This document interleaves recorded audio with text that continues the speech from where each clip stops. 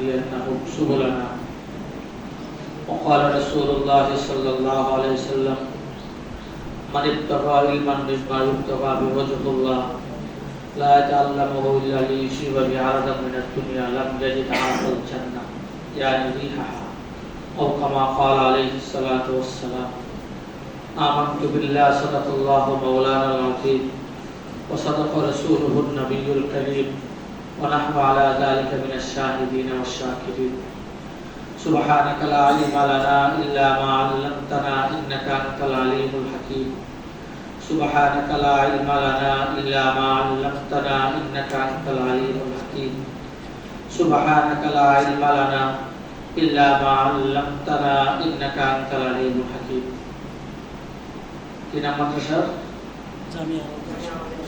জামিয়া আরবিয়া আশরাফুল কৃষ্ণপুর মাদ্রাসার মুহতারাম আসাতিজা কিরাম ও আমার আজিজ তলাবা, মহান আল্লাহ রাব্বুল আলামিনের দরবারে অসংখ্য অগণিত শুকরিয়া, যিনি আমাদেরকে দুনিয়ার একটা শ্রেষ্ঠ নিয়ামত ঈমানের পরে যে নিয়ামত সবচেয়ে দামি দ্বীনে অর্জন করার লক্ষ্যে আমাদেরকে একত্রিত হওয়ার তৌফিক দিয়েছেন।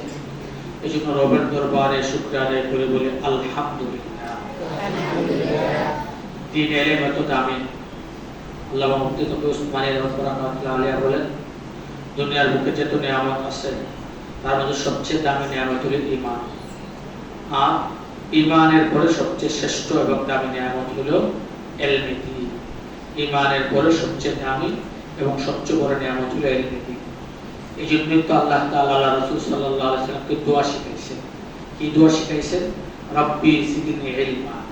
রাসূলকে এই দোয়া শিখাই নাই হে রাসূল আপনি বলেন আমার মাল বাড়ায় দেন, হে রাসূল আপনি বলেন আমার ক্ষমতা বাড়ায় দেন, হে রাসূল আপনি বলেন আমাকে ধনী বানায় দেন।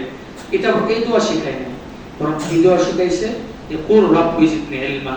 হে রাসূল আপনি বলেন রব আপনি আমাকে ইলম বানায় দেন। কারণ ইলম হলো ঈমানের পরে সবচেয়ে দামি নিয়ামত।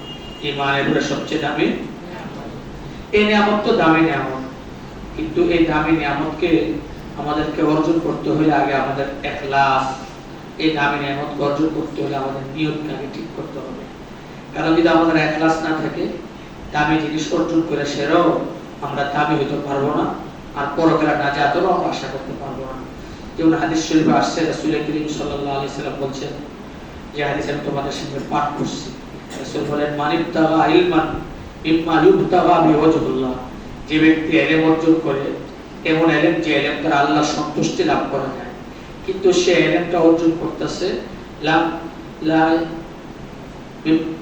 লা ইয়াতাআল্লামু ইল্লা লিইউসিবা বিহি আরাদাম মিনাদ দুনিয়া, কিন্তু সে ইলমটা অর্জন করতেছে দুনিয়া কামাইয়ের জন্য, এই ইলমটা অর্জন করতেছে দুনিয়ার নামের জন্য, ইলমটা অর্জন করতেছে টাকা পয়সা কামাই করার জন্য। আল্লাহ রাসূল বলেন সে জান্নাত পাবে তো দূরের কথা, সে জান্নাতের ঘ্রাণও পাবে না। এই কোরআন হাদিসের ইলম এই যে আমরা শিক্ষা করতেছি, এই ইলম শিক্ষা করার আমাদের মূল উদ্দেশ্য হলো আল্লাহকে রাজি করা, আল্লাহকে খুশি করা। এই যদি হুসন নিয়ত এবং আমাদের এই ইখলাস না থাকে তাহলে এই ইলম অর্জনের দ্বারা আল্লাহকে তো পাবোই না, এমনকি জান্নাতের ঘ্রাণও পাবো না। এই জন্য প্রত্যেকটা তালেব ইলমের উচিত, প্রত্যেকটা তালেব ইলমের উচিত নিজের ইখলাসকে আগে ঠিক করা। যেমন কি উদ্দেশ্যে লেখাপড়া করতেছি সে ইখলাস এবং সে নিয়তকে দুরুস্ত করা, এটা প্রত্যেকটা তালেব ইলমের উচিত। এবং বুখারী রাহমাতুল্লাহ বুখারীর প্রথম হাদিস আছে ইন্নামাল আমালু বিন্নিয়াত, সাহাবা মিশকাত শরীফের প্রথম হাদিস আছে ইন্নামাল আমালু বিন্নিয়াত। উদ্দেশ্য ছাত্রদেরকে আগে তালিম দিচ্ছেন, দেখো বুখারী পড়বা মিশকাত পড়বা, এর আগে তোমার নিয়ত ঠিক করো, আগে তোমার ইখলাস এটা ঠিক করো। আর কোন তালেব ইলম যখন ইখলাসের সাথে ইলমিকে শিক্ষা করতে আসছে, তার কাপ এত বেড়ে যায় যে আসমানের ফেরেশতারাও তার ইস্তেকবালের জন্য, তার সম্বর্ধনার জন্য তার নুরানি পর বিছায়। আমাদের সত্যি হুজুর রাহমাতুল্লাহ আলাইহি একজন বড় হুজুর, মাদারীনগর মাদ্রাসা যিনি প্রতিষ্ঠাতা হযরত মাওলানা ইদ্রিস শামসুদ্দীন রাহমাতুল্লাহ আলাইহি রাহমাতুল্লাহ ওয়াসিয়া, উনি আমারও শেখ ছিলেন, আমি ওনার সাথে সম্পর্ক রেখে চলতাম। হযরত সুফিয়ান মাদারী রাহমাতুল্লাহ আলাইহি খলিফা ছিলেন। তো সত্যি হুজুর রাহমাতুল্লাহ আলাইহি উনি একটা ঘটনা প্রায় বলতেন, গেল বাগদাদের এক তালেব ইলম উনি তার এক উস্তাদের কাছে পড়ে, কিন্তু ছাত্রটার প্রতি উস্তাদরা এতই সন্তুষ্ট যে ওই ছাত্রটা যদি ক্লাসে না আসে তাহলে উনি পড়ানি না, ওই ছাত্রটা ক্লাসে না আসলে উনি পড়ানি না। এই ছাত্রটার জন্য ওরা এতটাই আদর এবং এতটাই তার প্রতি আস্থা। একদিন অপেক্ষায় সবসময় ক্লাসে আসে তার মতে, একদিন অপেক্ষায় উস্তাদ ছাত্র তো আসতেছে না, অন্যরা এসে বসছে, কিন্তু ওই ছাত্রটা তো দেখা যাচ্ছে না। লম্বা সময় অপেক্ষা করতেছে, দেখে সে আসে কিনা, দেখে সে আসে কিনা। আস্তে আস্তে অনেক বিলম্বে তিনি আসছে। আসার পর উস্তাদজি ওনাকে বলতেছে, কি বাবা তুমি আজকে এত দেরি করলা, তোমার জন্য আমি অন্যদেরও পড়াইতে পারতেছি। ছাত্র বলতেছে, হুজুর বাসা থেকে তো বের হয়েছিলাম টাইম মতোই, অন্যদিন যে টাইমে বের হয়ে ওই টাইমে বের হয়েছিলাম, রাস্তায় একটু সমস্যা হয়ে গেছে, এই জন্য ওদের আসতে দেরি হয়ে গেছে। কোন রাস্তায় কি সমস্যা হয়েছে? হুজুর এটা না জিজ্ঞেস করলে ভালো, একটা সমস্যা হয়ে গেছিল। কোন না বলো কি সমস্যা হয়েছিল। উনি বলতে রাজি না, বারবার বেরাবেরি করে উস্তাদকে যদি তুমি না বলো কি সমস্যা হয়েছিল তাহলে আমি পড়াইতে পারবো। এখন উস্তাদ যখন এমন পর্যায়ে চলে গেছে, এখন তো ছাত্র বলতে বাধ্য হয়েছে। ছাত্র বলে, ওদের আপনি যদি এমন হলফ না করতেন তাহলে আমি এটা বলতাম না। এখানে যেহেতু ওদের আপনি এরকম হলফ করে বলছেন, এখানে তো ওদের আমাকে বলতেই হয়। এবার কি ওদের বিষয়টা হয়ে আমি যখন বাসা থেকে বের হয়েছি, বাসা থেকে বের হওয়ার পরে আমি দেখি যে যে রাস্তা দিয়ে মাদ্রাসা থেকে আসছে, সেই রাস্তার মাঝে সোনালী রঙের কিছু পাখি এমন ভাবে রাস্তার মাঝে পর বিছায় করে রয়েছে যে আমি পায়ে রাখতে পারতেছি না। আমি বৈরাঙ্গুর উপর ভর করে ফাঁকে ফাঁকে একটু বৈরাঙ্গুর উপর ভর করে আস্তে আস্তে আস্তে আস্তে আসছে রাস্তা। এই জন্য ওদের আসতে আমার দেরি হয়ে গেছে, কারণ আমি যদি পাড়ায় আসি পাখিগুলোর উপরে পাড়া পড়বে, এই জন্য ওদের আমি আসতে আমার কিছু বিলম্ব হয়ে গেছে। এই কারণ পুরো রাস্তা ওদের এভাবে সোনালী রঙের পাখির এরকম পর বিছায় করে আসছে। উস্তাদজি শুনে উনি আরে উনি বসার থেকে উঠে গেছে, বসার থেকে উঠা উনি গিয়ে ছাত্রের সাথে কোলাকুলি করছে। কোলাকুলি করতেছে, এটা তো তুমি সোনালী রঙের পাখি দেখছো, এটা তো মূলত পাখি না, এটা তো আল্লাহ পাকের নূরের ফেরেশতারা তোমার সম্বর্ধনার জন্য নূরানি পর বিছাই দিয়েছে। এগুলো আল্লাহ পাকের নূরের ফেরেশতারা তোমার সম্বর্ধনার জন্য এই পর বিছাই দিয়েছে। যে আমাদের দেশে যখন দামি মেহমান আসে, বিদেশি মেহমান আসে, তখন এয়ারপোর্ট থেকে তাদেরকে লাল গালিচা সম্বর্ধনা দেয়, যে লাল গালিচার উপর পাড়ায় পাড়ায় আসো, ফুল মালায় উপর পাড়ায় পাড়ায় আসো। ও যারা সত্যিকারের তালেব ইলম, যারা এরকম মুখলেস, তাদের সন্তুষ্টির জন্য নূরের ফেরেশতারা তাদের পর বিছায় দেয়। এইজন্য হাদিসে আছে, ইন্নাল মালাইকাতা লা তাযাউ আজনিহাতাহা রিজাল লিতালিবিল ইলম, যে ব্যক্তি দ্বীন ইলম শিক্ষা করার জন্য আসে, তার সন্তুষ্টির জন্য, তার সম্বর্ধনা দেওয়ার জন্য আল্লাহ পাকের নূরের তৈরি ফেরেশতারা তাদের পায়ের নিচে তাদের টানা বিছায় দেয়। এটা অনেকের নজরে পড়ে, অনেকের নজরে পড়ে না। এবার ওই তালেব ইলমকে উস্তাদ বলতেছে, বাবা তুমি তো পাখি দেখো নাই, এগুলো তো হলো আল্লাহ পাকের নূরের ফেরেশতারা তোমার সম্বর্ধনার জন্য এরকম পর বিছায় দিয়েছে। উনি গিয়ে তার সাথে বুকের সাথে বুক মিলাই। ওই তালেব ইলম কে ছিলেন? যিনি পরবর্তীতে ইমাম গাজালি রাহমাতুল্লাহ আলাইহি, ইনি হলেন কোন ব্যক্তি? ইমাম গাজালি রাহমাতুল্লাহ। ওনার পড়ার কি ইখলাস ছিল। এই জন্য বাগদাদের মাদ্রাসায়ে নিজামিয়াতে পড়ে ইমাম গাজালি রাহমাতুল্লাহ আলাইহি মাদ্রাসায়ে নিজামিয়াতে পড়েন। তো নিজামুল মুলকিন বাগদাদের বাদশা ছিলেন তখন, উনি মাদ্রাসাটা প্রতিষ্ঠা করছিলেন। তো উনি তার পিছনে হাজার হাজার ছাত্র মাদ্রাসায়, উনি তার পিছনে লক্ষ লক্ষ টাকা খরচ করেন এই মাদ্রাসার পিছনে। তো একদিন উনি ছদ্মবেশে এই নিজামুল মুলকিন বাদশা মাদ্রাসাটা প্রতিষ্ঠা করছে। উনি ছদ্মবেশে মাদ্রাসার ভিতরে ঢুকছে খোঁজ খবর নেওয়ার জন্য, যে আমার এখানে এই মাদ্রাসার পিছনে আমি লক্ষ কোটি টাকা খরচ করতেছি, হাজার হাজার ছাত্র এখানে পড়তেছে, এরা দেখি কোন উদ্দেশ্য করে, এরা কি দুনিয়ার কোন উদ্দেশ্য করে নাকি আল্লাহ সন্তুষ্টির জন্য করে। এই জন্য এই বিষয়টা জানার জন্য উনি মাদ্রাসায় ঢুকছেন ছদ্মবেশে, উনার নিজের পরিচয় গোপন কইরা সাধারণ বেশে ঢুকছেন। ঢুকে এক একজন ছাত্রকে জিজ্ঞাসা করতেছে, তুমি কেন পড়ো, তুমি কেন পড়ো, তুমি কেন পড়ে। এক একজন এক একটা কেউ আমি মুক্তি হইতাম, কেউ আমি বড় ভক্ত হইতাম, কেউ আমি বড় কাজী হইতাম, মানে যে যা কয় সব খালি দুনিয়ায়। কারণ আমাদের সমাজ, আমাদের ছাত্রদের মধ্যে কিছু আছে যাদের মেজাজ ধরে আমরা বড় হয়ে ভক্ত হবো, এই জন্য মিলান না বিভিন্ন আমার থেকে ওই বক্তা সুর দোয়া নকল করা এগুলো শুরু করে বড় হয়ে ভক্ত হইব, এর নাম ইখলাস না। এবার কেউ আমি বক্তা হইতাম, কেউ আমি কি হইতাম, কাজী হইতাম, কেউ আমি মুক্তি হইতাম, আমি বড় আলেম হইতাম, এরকম এরকম করতেছে। ওনার মনটাই খারাপ হয়ে গেছে। কেউ আমি মন্ত্রী হইতাম, কেউ আমি সচিব হইতাম। ওনার মনটা খারাপ হয়ে গেছে। এই জন্য আমি এত টাকা খরচ করতেছি, আমি তো লক্ষ কোটি টাকা খরচ করতেছি আল্লাহ পাকের সন্তুষ্টির জন্য, আর আমার এই মাদ্রাসা এরা পড়তেছে দুনিয়ার সাথে যে সম্পর্কে আল্লাহ নবী হাদিস ধমকি দিছে যে যে ব্যক্তি দুনিয়ার সাথে দ্বীনের ইলম শিখবে সে জান্নাতে যাবে, তার দূরের কথা সে জান্নাতের গ্রাণই পাবে না। মনটা খারাপ হয়েছে, মনে মনে চিন্তা করতেছে মাদ্রাসা বন্ধ করে ফেলবে। ঘুরতে ঘুরতে এক জায়গাকে থেকে তালেব ইলম এক কামরাতে বসে খুব মনোযোগের সাথে পড়তেছে। উনিকে দাঁড়াইছে যে সালাম দিচ্ছে, খবরই নেই, এত মনোযোগের সাথে মোতালা করতেছে, খবরই নেই, খবরই নেই। অনেকক্ষণ দাঁড়াই দেখা 2 বার 3 বার সালাম দিয়ে যখন কোনো খবর নেই, এরপর একটু জোরে আওয়াজ দেখো, ভাই একটা লোক আসছে মুসাফির, সে কেন আসছে তার একটা খোঁজ খবর একটু নিবেন, তার কোনো প্রয়োজন আছে কিনা। এবার অনেক তাকাইছে, ভাই বলেন আপনি কেন আসছেন, কি জরুরত আপনার, সংক্ষেপ করে, কারণ আমি তো তালেবে এমন ছাত্র মানুষ, আমি বিষয় গল্প করে সমনষ্ট করতে পারবো না, আপনার জরুরতটা কি বলেন। উনি বলে আচ্ছা আমার কথাটা আমি পরে করতেছি, তার আগে আমি আপনাকে একটু জিজ্ঞাসা করতেছি যে আপনি এত কষ্ট করে পড়তেছেন যে কারোর সাথে আপনার কথা বলতে পর্যন্ত রাজি না, সময় নষ্ট করতে রাজি না, তো এত মেহনত আপনি কেন করতেছেন, এত কষ্ট আপনি কেন করতেছেন। এবার উনি জবাব দেয়, আমি এই মেহনত করতেছি আমার আল্লাহকে রাজি করার জন্য, আমি এই মেহনত করতেছি আমার আল্লাহকে চিনার জন্য। আমি জানি আমাদের একজন খালেক আছে, মালিক আছে, বিদায় আমি খালেককে মালিককে কিভাবে পাবো, কোন পথে তিনি সন্তুষ্ট হবেন ওই পথ জানি না সেই পথে চলতে, আর কোন পথে উনি অসন্তুষ্ট হবেন ওই পথ জানি না সেই পথকে পরিহার করে চলতে, এই জন্য আমি এতে মেহনত করতেছি। এই কথা শুনে নেজামুল এবার ওনার মনটা খুশি হয়ে গেছে।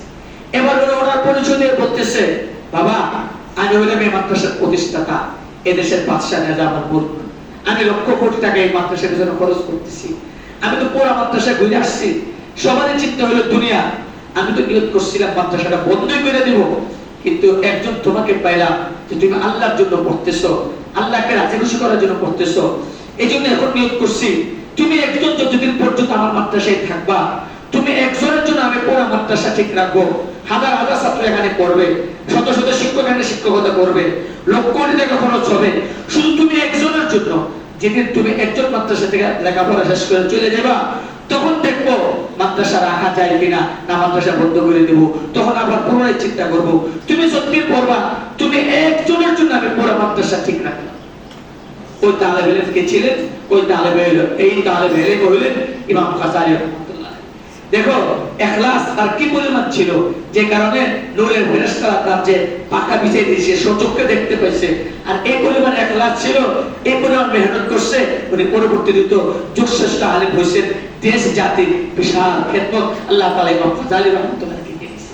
এইজন্য ইমাম গাজ্জালী যেমন ইখলাস ছিল, যেমন ইখলাস দিয়ে লেখাপড়া করছে, আমাদের প্রত্যেকটা তালেব ইলমের উচিত, তোমরা যারা এখন লেখাপড়া করতেছো, আমরাও যারা তোমাদেরকে পড়াইতেছি, আমাদের প্রত্যেকেরই উচিত ইমাম গাজ্জালীর মতো সে ইখলাস আমাদের ভিতরে আনা। যদি ইখলাস আমরা আনতে পারি, তাহলে আল্লাহ তাআলা আমাদের ভিতরে সন্তুষ্ট হবেন, আর নূরের ফেরেশতারাও আমাদের সন্তুষ্টির জন্য টাকা বিছিয়ে দিবেন, আর আমাদের মর্যাদা এত হবে, চলবো আমরা জমিনে, কিন্তু আল্লাহ তাআলা আমাদের আলোচনা করবেন আরশে। দুনিয়াতে থেকেই আমরা আল্লাহ পাকের জান্নাতে, যে আমরা আল্লাহ পাকের, আল্লাহ রাব্বুল আলামিনের জান্নাতের সুবাস আমরা লাভ করতে পারবো, যদি আমরা সেভাবে চলতে পারি যেমন আমাদের আকাবের রাস্তা আমরা পাইছি। এই জন্য ভাইরা আমার, তোমাদেরকে কথা বলবো, ইখলাস, ইখলাস, ইখলাস। আর ইখলাস আনার পরে 2 নম্বর যে কাজটা সেটা হলো মেহনত, যেমন ইমাম গাজ্জালী করছেন। ইমাম গাজ্জালী শুধু ইখলাসে ছিল না, ইখলাসেতে কি ছিল, মেহনত ছিল। কারোর সাথে কথা বলতে রাজি ছিলেন না, শুধু মেহনত, সময়কে কাজে লাগানো। এখন আমাদের বর্তমান তালেব ইলমদের ইখলাসের ক্ষেত্রে যেমন ঘাটতি, মেহনতের ক্ষেত্রেও ঘাটতি। এজন্য মেহনতও লাগবে। আমি তোমাদের সামনে যে আয়াত পড়ছি, আল্লাহ বলেন ওয়াল্লাযীনা জাহাদু ফীনা লানাহদিয়ান্নাহুম সুবুলানা, যারা ইলমে দ্বীনের জন্য, আল্লাহকে পাওয়ার জন্য মেহনত করে, আল্লাহ তাআলা তার রাস্তা খুলে দেয়। আমাদের আকাবের আশরাফরা কি পরিমাণ মেহনত করছেন, তোমাদের সামনে কি বলবো, এটা তো বিশাল রাস্তা, কার কথা বলবো। প্রত্যেকটা আকাবের, আমাদের প্রত্যেকটা বড়দের জীবনে যদি আমরা মুতালা করে দেখি, আল্লাহ তারা কি পরিমাণ মেহনত করছে, কি পরিমাণ মেহনত করছে। আমি তোমাদেরকে আমাদের নিকট অতীতের কিছু বুজুর্গের জীবনে শোনাই। আমার উস্তাদে মুহতারাম আল্লাহ মাহমুদুল বদরুল আমির রাহমাতুল্লাহ আলাইহি, যার কাছে আমি বুখারী শরীফ পড়ছি, এবং আমি যার সফরে হজরে যা যে খেদমত করে আল্লাহ আমাকে তৌফিক দিয়েছেন। মুজাহিদে মিল্লাত ছিলেন, এবং সারা বাংলাদেশে উনি ওনার কথাটাই, উনি একটা কথা বললে মাদ্রাসা, লালবাগ মাদ্রাসায় পরিষ্কার কথাটা বললো এটাও সরকারের জন্য মানে এটা ভয়ে ভয়ে থাকতো সরকার যে আমির কখন কি বলে বলে। সে আমির রহমাতুল্লাহ আলাই উনি যেরকম একজন বড় আলেম ছিলেন, একজন বড় মুজাহিদ ছিলেন, এবং উনি ছিলেন কিতাবের পোকা, কিতাবের পোকা। এই রাজনীতি করতেন, এত সফর করতেন, তারপরও কুতুব বিনি এবং মুতালার মধ্যে এতটা মনোযোগী ছিলেন যে কুতুব বিনি এবং মুতালায় বসলে ওনার কিছু খবর থাকতো না। ওনার উস্তাদ ছিলেন হযরত হাফিজ জুজুর রহমাতুল্লাহ আলাইহি, মুহাম্মদ আল জুজুর রহমাতুল্লাহ আলাইহি, আমির সাহেব আমাদের উস্তাদ ছিলেন, এবং উনি হুজুরের শ্বশুরও, আমির সাহেব রহমাতুল্লাহ আলাইহির শ্বশুরও। এই যে তোমাদের এই পাশে পাহাড়পুর, এই পাহাড়পুরে যে মাওলানা আব্দুল হাই সাহেব রহমাতুল্লাহ আলাইহি, উনি হাফিজ জুজুরের মেয়ের জামাই ছিলেন, আর আমির সাহেব রহমাতুল্লাহ আলাইহি ছোট, উনি আব্দুল হাই সাহেব ছোট জামাই ছিলেন। তো সে আমির সাহেব রহমাতুল্লাহ আলাইহি সম্পর্কে একদিন কামরাঙ্গীরচর মাদ্রাসায় হাফিজ জুজুর রহমাতুল্লাহ আলাইহি বলতেছে ছাত্রদেরকে নসিহত করতে গিয়া যে মিয়া যদি মেহনত করো, মুতালা করো, আমিনের মতো করো। ছাত্রদেরকে বলতেছে মেহনত করলো, মুতালা করো, আমিনের মতো করো, আমিনের মতো করো। তো ছাত্ররা কিন্তু সুতরাং আপনি প্রায় বলেন আমিনের মতো মেহনত করতে, মুতালা করতে। আমির কেমনে মেহনত করে, কেমনে মুতালা করে, আমির কিভাবে মুতালা করে তা আমাদেরকে একটু বলেন। এবার হাফিজ জুজুর রহমাতুল্লাহ বলে, শোনো, আমির যখন লালবাগ মাদ্রাসায় পড়তো, তো লালবাগ মাদ্রাসায় একদিন এশার নামাজের পরে আমি খাওয়া দাওয়া শেষ করে ঘুমাইবার আগে ইস্তেঞ্জা করে ওযু করতে গেলাম, ইস্তেঞ্জা করতে যাইতেছি, দেখে মাদ্রাসা মসজিদের একটা পিলারের সাথে দাঁড়ায়া আমির রহমাতুল্লাহ আলাইহি কি করতেছে, কিতাব পড়তেছে। আমি যে তার সামনে দিয়ে গেছি, তার এদিকে কোনো খবরই নেই। আমি ভাবলাম সে যেহেতু মনোযোগের সাথে পড়তেছে, তাকে আমি তাকে ডিস্টার্ব দেওয়ার দরকার নেই। আমি তার সামনে দিয়ে ওযু করতে চলে গেলাম। ইস্তেঞ্জা শেষ করে আমি আবার ফিরে আসছি, তখন দেখি সে এভাবেই দাঁড়ায় কি করতেছে, মুতালা করতেছে। আমি আর তাকে ডিস্টার্ব দিলাম না, সে আমাকে খেয়ালও করে নাই। আমি গিয়ে শুয়ে গেছি, ঘুমাইছি। তাহাজ্জুদের সময় আমি উঠছি, তাহাজ্জুদের সময় আমি উঠছি। তাহাজ্জুদের সময়টা আমি তাহাজ্জুদের সময়টা ওযু ইস্তেঞ্জা করতে গেলাম, দেখি এশার নামাজের সময় আমি ঘুমাইবার আগে তাকে যে জায়গায় যে অবস্থা দাঁড়ায় মুতালা করতে দেখছি, এখনো সেই জায়গায় সে অবস্থা দাঁড়ায় সে কিতাব পড়তেছে। আমি তার সামনে দিয়ে চলে যাচ্ছি, তার কোনো খবরই নেই। আমি ওযু ইস্তেঞ্জা সেরা ফিরে আসলাম তাহাজ্জুদ পড়তে, দেখি এখনো সে মুতালা করতেছে। তাহাজ্জুদ নামাজ শেষ করলাম, তাহাজ্জুদ শেষ করে ফজর আযান হইল। এখন মসজিদে গেছি ফজর নামাজ পড়বো, ফজর নামাজ পড়তে এখনো দেখি ওই এশার পর আমি যেভাবে দাঁড়ায় দাঁড়ায় কিতাব পড়তেছিল, এখনো সেইভাবে দাঁড়ায় দাঁড়ায় সে কিতাব পড়তেছে। আমি এখন চিন্তা করলাম, এর আগে তো কয়েকবার তাকে দেখলাম, বাধা দিলাম না, এখন তো ফজর নামাজের সময় হয়েছে, এখন তো তাকে ডাক দিয়ে একটু নামাজের কথা মনে করে দেওয়া দরকার। এবার আমি ডাক দিলাম, হুজুর, আমি ডাক দিলাম হুজুর ফজলুল হক আমিনী রহমাতুল্লাহ আলাইহি, নামটা ফজলুল হক, ডাক দিলাম। ডাক দেওয়ার পরে সে হট চুকে উঠছে, জি হুজুর, নামাজ পড়বা না, নামাজের সময় হয়েছে, নামাজ পড়বা না? আমির সাহেব রহমাতুল্লাহ আলাইহি কই হুজুর, এই মাত্র নামাজ পড়ে আসলাম, এই মাত্র নামাজ পড়ে আসলাম। হাফিজ হুজুর বলে, আমি তাকে জিজ্ঞাসা করলাম কোন নামাজ? হুজুর এশার নামাজ, এশার নামাজ। এবার হাফিজ হুজুর বলে, এশার নামাজ না, এখন ফজরের সময় হইছে। আমির সাহেব রহমাতুল্লাহ একটু শরম পেয়ে গেছে, তাড়াতাড়ি কিতাবটাকে গুছায়া বাস ওযু করতে চলে গেছে। দেখো এশার নামাজের উপর মুতালা দাঁড়াইছে, ফজর নামাজের সময় হয়ে গেছে, বেটার খবরই নাই।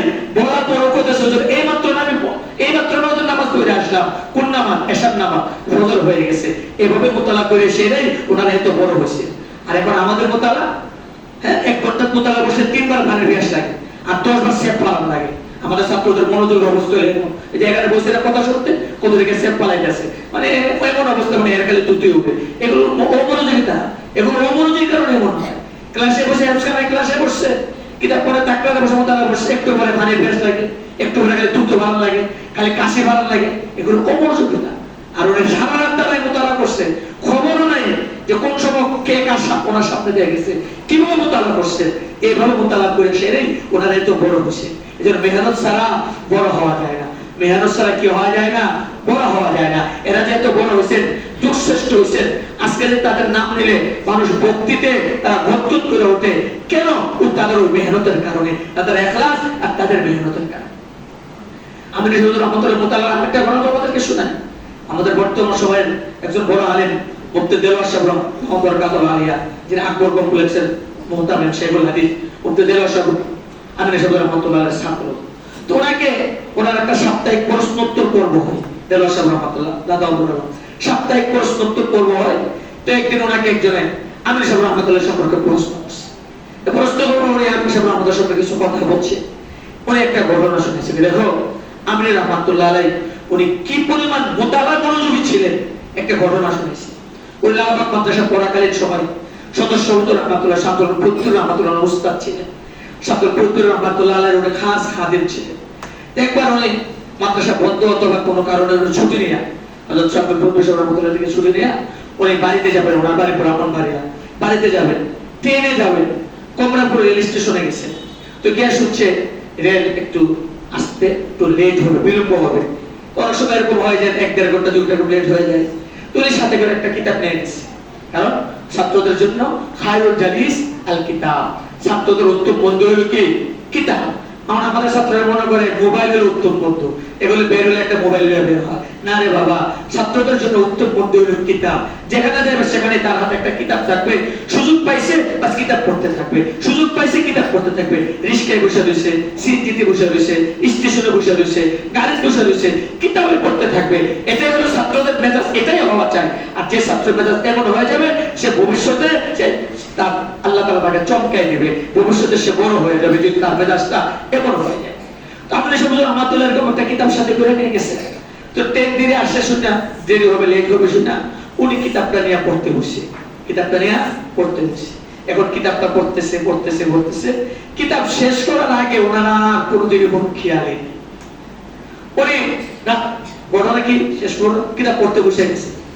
এদিকে বিকালবেলা উনি আবার কিতাব আগে শেষ করে এরপরে উনি লোকদেরকে জিজ্ঞাসা করতেছে কি ভাই ট্রেন কি দেখে স্টেশন ফাঁকা ফাঁকা খালি খালি, ও ট্রেন কি চলে গেছে, কোন ট্রেন কোন ট্রেন কইলে তো আর 5 ঘন্টা আগেই চলে গেছে, 5 ঘন্টা আগেই চলে গেছে। তবে একটা স্টেশন গাড়ির কি আওয়াজ, কি পরিমাণ আওয়াজ, কিন্তু কোন আওয়াজ তার কানে ঢুকে নাই।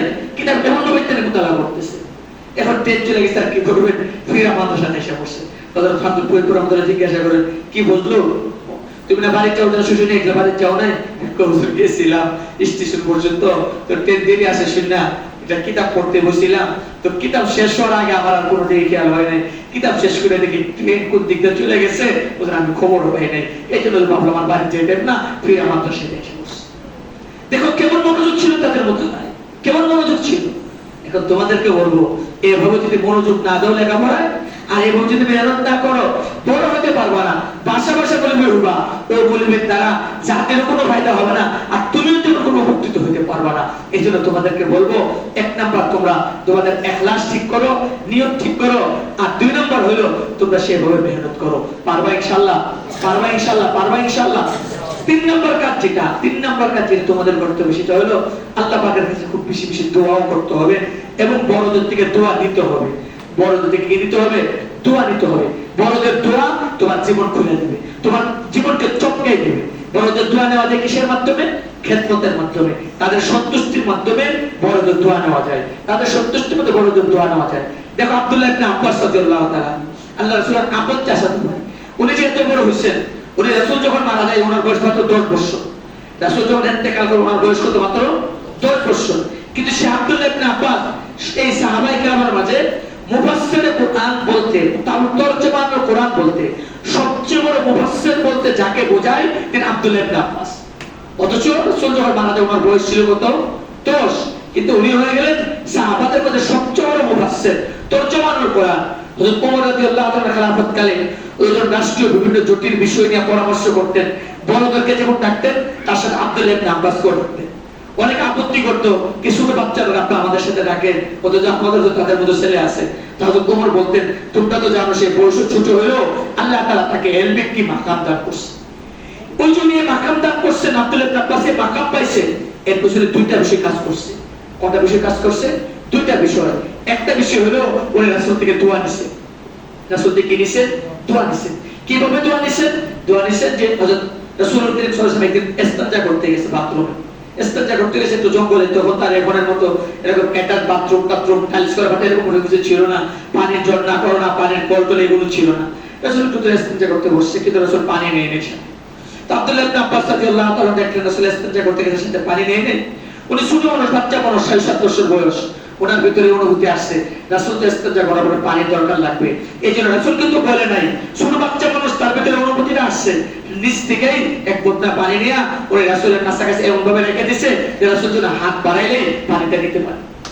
রাসূল ইস্তেঞ্জা শেষ করে দেখতে পানি রেডি, রাসূল হাত বাড়ায় পানি নিয়ে ইস্তেঞ্জা করছেন। এবার রাসূল খুশি, এই কাজটা কে করলো? রাসূল এবার বের হয়ে এসে জিজ্ঞাসা করতেছে রাসূলের বিবি উম্মুল মুমিনিন হযরত মাইমুনা, যেটা আব্দুল্লাহ ইবনে আব্বাসের খালা, জিজ্ঞেস করতেছে এই কাজটা কে করলো যে আমার এবার পানির ব্যবস্থা করে দিল? হযরত মাইমুনা বেগম বলতেছেন যে আমার বুলবুল আব্দুল্লাহ ইবনে আব্বাস এই কাজটা করছে। রাসূল এত খুশি হলেন যে ছোট বাচ্চা, তার ভিতরে এতটুকু খেদমতের আগ্রহ এবং খেদমতের বুঝ যে সে আমাকে এভাবে পানিটা দিল। রাসূল খুশি হইছে। খুশি হয়ে ছোট বাচ্চা আব্দুল্লাহ ইবনে আব্বাসকে তাইকে আনলেন, আইনা বুকে লইয়া এইভাবে বুকে জড়ায় ধরে দোয়া করলেন, আল্লাহুম্মা আল্লিমহু বিল কিতাব ওয়া ফাক্কিহু ফিদ্দীন। আল্লাহ তুমি এই বালকটাকে তোমার দ্বীনের বুঝ দাও, এই বালকটাকে কোরআনের আলেম বানাও। বুকে জড়ায় এভাবে রাসূল দোয়া করছে, রাসূলের এই দোয়া কবুল হয়ে গেছে। এইজন্য আব্দুল্লাহ ইবনে আব্বাস তিনি হয়ে গেলেন সাহাবায়ে কেরামের মধ্যে বয়সে কম হওয়া সত্ত্বেও ইলমের দিক দিয়া, তাফসীরের দিক দিয়া উনি হয়ে গেলেন তরজমানুল কোরআন, সবচেয়ে বড় মুফাসসির কোরআন হয়ে গেলেন। কিসের কারণে বলো? কিসের কারণে? ওই যে খেদমতের বলে দোয়া। এজন্য ছাত্রদের উচিত উস্তাদ থেকে এরকম দোয়া নেওয়া, উস্তাদ থেকে এরকম দোয়া নেওয়া।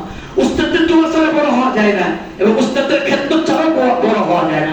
যারা উস্তাদের সাথে বেয়াদবি করে, যারা উস্তাদের সাথে আকরামি করে, সে যত বড় মেধাবী হোক সে জিন্দেগিতে বড় হতে পারবে না, সে জিন্দেগিতে বড় হতে পারবে না। দেখবে মেধাবীরা ও রাস্তায় ঘুরি করে, আর যে তার মেধা নাই, দুর্বল, কিন্তু উস্তাদের খেদমত এবং আগ্রহ এমন যে এই খেদমতের আগ্রহের কারণে আল্লাহ তার মর্যাদা অনেক বাড়ায়। আমাদের বাংলাদেশের একজন বড় আলেম ছিলেন হযরত মাওলানা হযরত শেখ বাগা রাহমাতুল্লাহ আলাইহি, যিনি অনেক বড় সিলেটের একজন বড় বুজুর্গ ব্যক্তি ছিলেন। ওনাদের বুজুর্গদের নামও শোনো না, এগুলো শোনা দরকার বুজুর্গদের নাম। ওরা আবাই, তারা আমাদের আকাবে, তারা আমাদের পূর্বপুরুষ। শেখ বাগা রাহমাতুল্লাহ আলাইহি ছাত্র ছিল আল্লামা নুরুদ্দিন গৌরবী রাহমাতুল্লাহ। উনি নুরুদ্দিন গৌরবী রাহমাতুল্লাহ বিভাগের চেয়ারম্যান ছিলেন। আমি ওনার বয়ান শুনছি আলহামদুলিল্লাহ। নুরুদ্দিন গৌরবী রাহমাতুল্লাহ আলাইহি শেখ বাগা কোন ধরনের রাগ করছে, রাগ খুব পিটাইছে। এই পিটায় ওনার জরুরত হয়েছে এই নুরুদ্দিন রাহমাতুল্লাহ আলাইহি। শেখ বাগা আমাদের রাগের মধ্যে পিটাইছে, জরুরত ওনার মনটা খারাপ, ছেলেদের এমন পিটাইলাম। এই জন্য আমাদের মসলে বসে দোয়া করতেছে, আল্লাহ আমি তো রাগের মধ্যে পিটাইলে যদি আমার মাফ করে দিও, আর এই ছেলেটাকে কবুল করে নিও। এইভাবে কি করতেছে? দোয়া করতেছে। এই নুরুদ্দিন গৌরবী আবার তাহাজ্জুদের সময় ওনার জন্য পানির ব্যবস্থা করে দিত। কাকে? এই শেখ বাগাকে। ওনার জরুরত হয়ে গেছে, শেখ বাগা চিন্তা করতেছে আজকে আমার ওরুজুর পানি খেয়ে দিবে। শেষ সাথে উঠছে, বাইরে উজু করতে যাবে, দেখে যে একটা লোক দাঁড়ায় এসে, তুমি কে? তোদের আমি নুরুদ্দিন। তুমি নুরুদ্দিন, তুমি অসুস্থ, তোমার না জ্বর? কে? যদি আমি অসুস্থ, জ্বর।